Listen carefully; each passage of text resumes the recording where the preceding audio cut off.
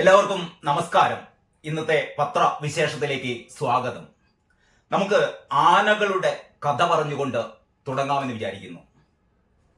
ഇന്നിറങ്ങിയ പത്രങ്ങളിലെ പ്രധാനപ്പെട്ട വാർത്ത എന്ന് പറയുന്നത് ശശി തരൂർ വീണ്ടും ഇടഞ്ഞു തന്നെ എന്നുള്ള വാർത്തയാണ്. അതവിടെ നിൽക്കട്ടെ.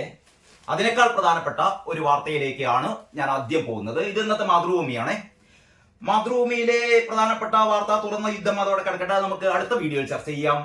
ആനക്കലി വീണ്ടും പൊലിഞ്ഞു 2 ജീവൻ എന്നുള്ള വാർത്ത മാതൃഭൂമി ഏറ്റവും പ്രാധാന്യത്തിൽ ഏറ്റവും മുകളിൽ തന്നെ ഒരു 3 കോളത്തിനടുത്താണെങ്കിൽ പോലും വളരെ നന്നായി കൊടുത്തിട്ടുണ്ട്. അതിങ്ങനെയാണ് പറയുന്നത്: ആനക്കലി വീണ്ടും പൊലിഞ്ഞു 2 ജീവൻ.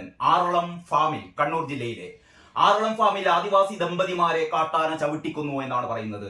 ഇത് മാതൃഭൂമിയാണെങ്കിൽ അടുത്ത പത്രം നമുക്ക് നോക്കാം. മലയാള മനോരമ. മലയാള മനോരമയിലെ ഒന്നാം പുറം ഇങ്ങനെയാണ്. ഇതും ശശി തരൂർ തന്നെയാണ് പ്രധാന വാർത്ത. ഇടഞ്ഞു തന്നെ എന്നുള്ള വാർത്തയുണ്ട്, അതിലേക്ക് നമുക്ക് പിന്നെ പോകാം. ആന വാർത്ത ഇങ്ങനെയാണ്: ചവിട്ടിയരച്ചു 2 ജീവൻ കൂടി. അങ്ങനെയാണ് മനോരമയുടെ തലക്കെട്ട്. കാട്ടാനക്കലി, ആനക്കലി എന്നാണ് മാതൃഭൂമി ആനക്കലി എന്നാ പറയുന്നത്. ഇത് കാട്ടാനക്കലി.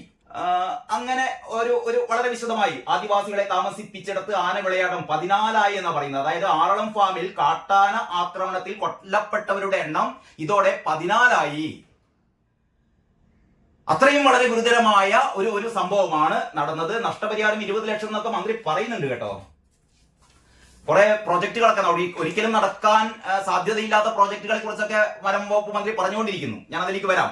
ഇത് മാധ്യമമാണ്. എനിക്ക് തോന്നുന്നു വളരെ വിശദമായി വാർത്ത കൊടുത്തത് മലയാള മനോരമയേക്കാൾ മാധ്യമമാണ്. മാധ്യമത്തിന്റെ ടോപ്പ് ബാറായിട്ട് വീണ്ടും കാട്ടാനക്കലി. ആറളത്ത് ആദിവാസി ദമ്പതികളെ കാട്ടാന ചവിട്ടിയരച്ചു, കൊല്ലപ്പെട്ടത് അമ്പലക്കണ്ടി കോളനിയിലെ വെള്ളിയും ലീലയും എന്ന് പറഞ്ഞിട്ടുള്ള വാർത്തയാണ്. തുറന്ന പോര് എന്ന് പറഞ്ഞിട്ട് ശശി തരൂരിന്റെ വാർത്തയുണ്ട്, അതിലേക്ക് പിന്നെ വരാം. ഇനി നമുക്ക് കേരള കൗമുദി നോക്കാം. കേരള കൗമുദിയും അതേപോലെ തന്നെ ശശി തരൂരിന്റെ വാർത്തയാണ് മെയിൻ സ്റ്റോറി. വീര്യം കൂട്ടി തരൂർ അവിടെ കിടക്കട്ടെ. ആദിവാസി ദമ്പതികളെ കാട്ടാന ചവിട്ടിക്കൊന്നു. റിവേഴ്സില് ഹെഡിങ് ഒക്കെ കൊടുത്തു. ദുരന്തം ആറളം ഫാമിൽ, മൃതദേഹങ്ങളുമായി സമരം എന്നൊക്കെ പറഞ്ഞിട്ട് ഇന്ന് ഹർത്താലാണ് അവിടെ. അപ്പൊ അത്രയും 4 പത്രങ്ങൾ കഴിഞ്ഞ് ഇനി നമുക്ക് നമ്മുടെ പ്രിയപ്പെട്ട പത്രം ദേശാഭിമാനി. പക്ഷെ ദേശാഭിമാനിയിൽ ഒറ്റ നോട്ടത്തിൽ നിങ്ങൾക്ക് വാർത്ത കാണില്ല. ഈ ദേശാഭിമാനിക്ക് ഈ ആനകളോടുള്ള ഒരു പ്രത്യേക സ്നേഹം കൊണ്ടായിരിക്കാം എന്ന് കരുതുന്നു. ഒരു ആനപക്ഷം പിടിച്ചുകൊണ്ട് ആന ചവിട്ടിക്കൊന്നെങ്കിലും അതല്ല. ദേശാഭിമാനി പറയുന്നത് എന്താണെന്നറിയോ? പിണറായി വിജയൻ നാട് ഭരിക്കുമ്പോൾ കാട്ടാനകൾ ആദിവാസികളെ കൊന്നു എന്നൊന്നും പറയരുത്. അതൊരു നമ്മുടെ തൊഴിലാളി വർഗ ഐക്യത്തിന് വിപരീതമാണ്. പക്ഷേ വാർത്ത ഒരു സിംഗിൾ കോളത്തിൽ നിങ്ങൾ നോക്കണം. ഇത്രയും പത്രങ്ങളൊക്കെ ഞാൻ നേരത്തെ കാണിച്ച 4 പത്രങ്ങൾ അവരുടെ ഒരു സെക്കൻഡ് മെയിൻ ആയിട്ട് ഒരു വാർത്താ പ്രാധാന്യം അനുസരിച്ച് ശശി തരൂറിന്റെ വാർത്ത പൊലിപ്പിച്ചു കൊടുത്തു എന്നൊക്കെ പറയുന്നത് ശരിയാണ്. അതിൽ തെറ്റൊന്നും ഞാൻ പറയുന്നില്ല. ദേശാഭിമാനി ശശി തരൂരിന്റെ വാർത്ത തന്നെ കൊടുത്തിട്ടോ. അത് വേറെ ആംഗിളാണ് കൊടുത്തത്, അതിലേക്കും വരാം. ഇനിയും പ്രതിപക്ഷത്തിരിക്കും. കോൺഗ്രസ് ഇനിയും പ്രതിപക്ഷത്തിരിക്കാൻ പോവുകയാണ്. ഞങ്ങളാണ് 3ാം തവണയും അധികാരത്തിൽ വരാൻ പോകുന്നത് എന്ന് നമ്മുടെ MV ഗോവിന്ദൻ എന്ന് പറയുന്ന പാർട്ടി സെക്രട്ടറി കഴിഞ്ഞ ദിവസം പ്രഖ്യാപിച്ചിരുന്നു. ഏതാണ്ട് ശശി തരൂരും ഏതാണ്ട് ആ രീതിയിലാണ് കോൺഗ്രസുകാരോട് പറയുന്നത്. ഇങ്ങനെ പോയാൽ 3ാം തവണയും നമ്മൾ പ്രതിപക്ഷത്തിരിക്കേണ്ടി വരും. അതാണ് പറയുന്നത്. ഇനിയും പ്രതിപക്ഷത്തിരിക്കും. അതവിടെ കിടക്കട്ടെ, ഞാൻ അതിലേക്കല്ല കിടക്കുന്നത്. നമ്മുടെ ഈ ആന വാർത്ത സിംഗിൾ കോളത്തില് 2 സ്റ്റാമ്പ് സൈസ് 2 പടം കൊടുത്തിട്ട് ആറളം ഫാമിൽ വൃദ്ധ ദമ്പതികളെ കാട്ടാന ചവിട്ടിക്കൊന്നു എന്ന് പറഞ്ഞിട്ട് ഒരു കുഞ്ഞു വാർത്തയുണ്ട് ദേശാഭിമാനിയിൽ. ദേശാഭിമാനി പറഞ്ഞിട്ട് കാര്യമില്ല, കാരണം പറഞ്ഞാൽ നന്നാവില്ല. അതുകൊണ്ട് പോട്ടെ, ഞാൻ അതിലേക്ക് ഒന്നല്ല കിടക്കുന്നത്. അപ്പൊ ഇന്നലത്തെ ഏറ്റവും പ്രധാനപ്പെട്ട സംഭവം എന്ന് പറയുന്നത് നമുക്കറിയാം. കഴിഞ്ഞ ഏതാനും ദിവസങ്ങളായിട്ട് കാട്ടാനയുടെ ആക്രമണത്തിൽ കൊല്ലപ്പെട്ടവരുടെ എണ്ണം വർദ്ധിച്ചിരിക്കുകയാണ്. എന്താണ് യഥാർത്ഥത്തിൽ ഇതിനുള്ള പോംവഴി എന്ന് പല വിദഗ്ധന്മാരൊക്കെ പറയുന്നുണ്ട് കേട്ടോ.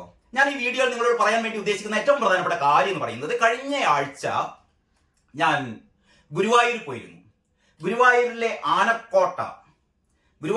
ആനക്കോട്ടയിൽ കുറെ കാലത്തിന് ശേഷമാണ് ആനക്കോട്ടയിൽ പോകുന്നത് കേട്ടോ. ആനക്കോട്ടയിലെ വിശേഷങ്ങളൊക്കെ ഒന്ന് അറിയാൻ വേണ്ടിയിട്ട് പതുക്കെ ആനക്കോട്ടയിൽ ഒന്ന് സന്ദർശിച്ചതാണ്. അപ്പൊ ആനക്കോട്ടയിലേക്കാണ് ജസ്റ്റ് അതിലേക്ക് എൻട്രി ചെയ്തു. ആദ്യത്തെ ഒരു ആനയുടെ അടുത്ത് എത്തിയപ്പോഴാണ് അവിടെ ഒരു അത്യാവശ്യം എന്താ പറയാ നമ്മുടെ നാട്ടുകാരൻ അല്ലാത്ത ഒരു ഉത്തര കിഴക്കൻ സംസ്ഥാനങ്ങളിൽ എവിടെയുള്ള ഒരാൾ എന്ന് തോന്നിപ്പിക്കുന്ന ഒരാള് കയ്യിലൊരു മൊബൈൽ ഫോണൊക്കെ വെച്ചിട്ട് ഇദ്ദേഹം ഈ ആനയെയും കൂട്ടി സെൽഫി എടുക്കാൻ വേണ്ടി ഇങ്ങനെ ശ്രമിച്ചുകൊണ്ടിരിക്കുകയാണ്. പക്ഷെ അത് പറ്റുന്നില്ല. കാരണം എന്ന് പറഞ്ഞാൽ വല്ലാണ്ട് വെയിലൊക്കെ അടിച്ചിട്ട് അദ്ദേഹത്തിന് അത് ശരിക്കും എടുക്കാൻ പറ്റുന്നില്ല. അപ്പൊ ഞാനിങ്ങനെ വെറുതെ ആനകളൊക്കെ നോക്കി, ഇദ്ദേഹത്തെയൊക്കെ നോക്കി, അവിടെ വരുന്ന മനുഷ്യന്മാരെയൊക്കെ നോക്കി ഇങ്ങനെ വളരെ കൂളായിട്ട്, എനിക്ക് പ്രത്യേകിച്ച് എന്താ പറയാ, ഒരു ആനക്കോട്ടയിൽ ഒരു സന്ദർശനം നടത്തിയത് മാത്രമേ ഉള്ളൂ കേട്ടോ. അപ്പൊ അദ്ദേഹം എന്നെ ഇങ്ങനെ നോക്കി, ഞാൻ ചിരിച്ചു, അദ്ദേഹവും ചിരിച്ചു. അപ്പൊ അദ്ദേഹം എന്നോട് പറഞ്ഞു, ഒരു ഫോട്ടോ എടുത്തു തരുമെന്ന് ചോദിച്ചു. യെസ് സാർ നിൽക്കും എന്നൊക്കെ പറഞ്ഞിട്ട് ഞാൻ അദ്ദേഹത്തിന്റെ മൊബൈൽ ഫോണിൽ ഞാൻ ഫോട്ടോ എടുത്തു കൊടുത്തു. ഒരു 5-6 ഫോട്ടോ എടുത്തു കൊടുത്തു. ബാക്ക്ഗ്രൗണ്ടിൽ ആ രീതിയിലായിരുന്നു. ബാക്ക്ഗ്രൗണ്ടിൽ ആന ഇങ്ങനെ ചലിച്ചുകൊണ്ടിരിക്കുന്നു. ഇവിടെ മുന്നിൽ ഇദ്ദേഹം നിൽക്കുന്ന ഈ ആനയും ഇദ്ദേഹം കൂടി ഒറ്റ ഫ്രെയിമിലുള്ള ഫോട്ടോ എടുത്ത് അദ്ദേഹം കൊടുക്കുന്നു. അദ്ദേഹം നോക്കി, അദ്ദേഹം വളരെ സന്തോഷമായി. അദ്ദേഹം വിവരങ്ങളൊക്കെ അന്വേഷിച്ചു, എവിടെയാണ് എന്താണ് എന്നൊക്കെ പറഞ്ഞു. അപ്പൊ ഞാൻ പറഞ്ഞു, ഇങ്ങനെ യൂട്യൂബ് ചെയ്യുന്നു, 2 യൂട്യൂബുകളുണ്ട്, ട്രൂത്ത് ലൈവ് ഉണ്ട്, പിന്നെ കേരള ലൈഫ് ഉണ്ട്. അദ്ദേഹം അത് അദ്ദേഹത്തിന്റെ യൂട്യൂബ് ഓപ്പൺ ആക്കി ആ സമയം തന്നെ അദ്ദേഹം ആ 2 യൂട്യൂബ് ചാനലുകളും സബ്സ്ക്രൈബ് ചെയ്തു. ഞങ്ങളിങ്ങനെ വിശേഷം പറഞ്ഞു. പെട്ടെന്ന് ഞാൻ അദ്ദേഹത്തോട് വിശേഷം ചോദിച്ചു, സാർ എന്താണ് ചെയ്യുന്നത്? അപ്പൊ നോക്കുമ്പോ അദ്ദേഹം മേഘാലയ സയൻസ് യൂണിവേഴ്സിറ്റിയിലെ science and technology university of Meghalaya അതിലെ പ്രോ വൈസ് ചാൻസലറാണ് കക്ഷി. അദ്ദേഹം കേരളം കാണാൻ വേണ്ടിയിട്ട് അദ്ദേഹവും വൈഫും കൂടി എത്തിയതാണ്. വൈഫ് അത് കഴിഞ്ഞ് പുറത്ത് കാറിൽ ഇരിക്കുന്നുണ്ട് പറഞ്ഞു. അദ്ദേഹം മറ്റ് ആരോടൊക്കെ സംസാരിച്ച് സമയം പോയി. അങ്ങനെയാണ് അദ്ദേഹത്തെ മാത്രമേ ഞാൻ കണ്ടത്. അപ്പം മേഘാലയ സയൻസ് ആൻഡ് ടെക്നോളജിയിലെ യൂണിവേഴ്സിറ്റിയിലെ പ്രോ വൈസ് ചാൻസലറാണ് ഈ മനുഷ്യൻ. ചില്ലറക്കാരനല്ല. അദ്ദേഹത്തിന്റെ പേര് ബാലേന്ദ്ര കുമാർ ദാസ് എന്നാണ്. ബാലേന്ദ്ര കുമാർ ദാസ്, BK ദാസ് എന്നാണ് പരിചയപ്പെടുത്തിയത്. അദ്ദേഹത്തിന്റെ വിസിറ്റിംഗ് കാർഡ് ഒക്കെ തന്നു. Professor Balendra Kumar Das, university of science and technology of Meghalaya, pro vice chancellor. പിന്നെ അദ്ദേഹം നേരത്തെ വർക്ക് ചെയ്തിരുന്ന former president Assam college of principals, former member Guwahati university court, retired principal Paschim Guwahati Mahavidyalaya. അങ്ങനെ ഒരുപാട് വിദ്യാഭ്യാസ വിചക്ഷണനാണ്. അതിനേക്കാൾ ഉപരി എനിക്ക് താല്പര്യം വന്നത് ഇദ്ദേഹം സുവോളജി, ഇയാൾ MSc സുവോളജിയാണ് കേട്ടോ. ഈ BK ദാസ് MSc സുവോളജിയാണ്. അപ്പൊ ഞാൻ എന്തുകൊണ്ടാണ് ഈ ആനകളോടുള്ള താല്പര്യം എന്ന് ചോദിച്ചപ്പോൾ അദ്ദേഹം പറഞ്ഞു, ഞാൻ പണ്ടേ ഈ പഠിക്കുന്ന കാലത്ത് തന്നെ, ഈ സുവോളജി പഠിക്കുന്ന കാലത്ത് തന്നെ ആനകളുടെ ബിഹേവിയർ, ആനകളുടെ ലൈഫ് എന്നതിനെ കുറിച്ചൊക്കെ ഞാൻ വളരെ ശ്രദ്ധാപൂർവം, എന്താ പറയാ, വളരെ താല്പര്യത്തോടെ ഈ കാര്യങ്ങളൊക്കെ ഞാൻ റിസർച്ച് നടത്തിയിരുന്നു.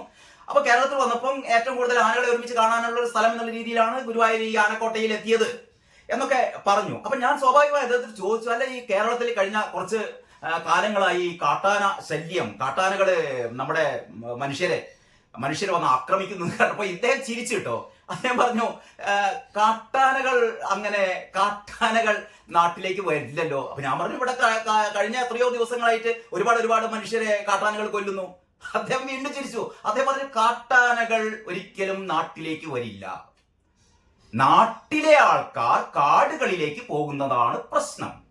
അദ്ദേഹം പറയുന്നത് കേരളത്തിലെ മാത്രം സ്ഥിതിയല്ല, ഇത് ഇന്ത്യയിലെ പല ഭാഗങ്ങളിലുമുണ്ട്. അതായത് വനങ്ങളോട് ചേർന്ന വനങ്ങൾ നശിപ്പിച്ച് വനങ്ങളുടെ വ്യാപ്തി നമ്മൾ കുറച്ചിരിക്കുന്നു. മാത്രമല്ല, ഈ രേഖാമൂലമുള്ള വനങ്ങൾ എന്ന് പറയുന്നത് യഥാർത്ഥത്തിൽ വനങ്ങളല്ല. എന്നോട് കഴിഞ്ഞ ദിവസം നമ്മുടെ പഴയ പ്രീ ഡിഗ്രി ഞങ്ങളുടെ പഴയ ഗ്രൂപ്പിലെ അബ്ദുൽ ഗഫൂർ വായോളി, അദ്ദേഹം റേഞ്ച് ഓഫീസറായി റിട്ടയർ ചെയ്ത ഒരു വ്യക്തിയാണ്.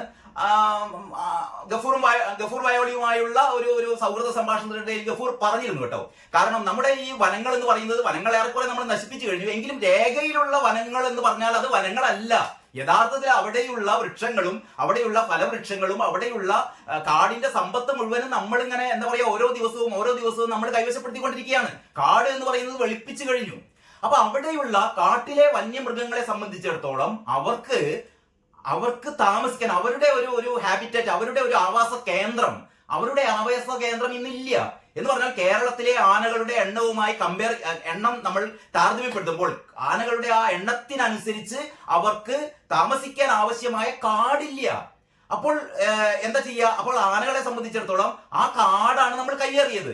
ആ കാട്ടിലേക്കാണ് നമ്മൾ പോകുന്നത്. എന്ന് പറഞ്ഞാൽ യഥാർത്ഥത്തിൽ ഈ BK ദാസ് പറഞ്ഞ പോലെ, ഈ പ്രോ വൈസ് ചാൻസലർ പറഞ്ഞ പോലെ, കാട്ടാനകൾ ഒരിക്കലും കാട്ടിൽ നിന്ന് നാട്ടിലേക്ക് ഇറങ്ങി വരികയല്ല ചെയ്യുന്നത്. അത് അവരുടെ കാടാണ്. നിങ്ങൾ വെളുപ്പിച്ച് നിങ്ങൾ അവിടെ താമസിപ്പിച്ചത് ആനകളെ കുറ്റം പറഞ്ഞിട്ട് കാര്യമുണ്ടോ?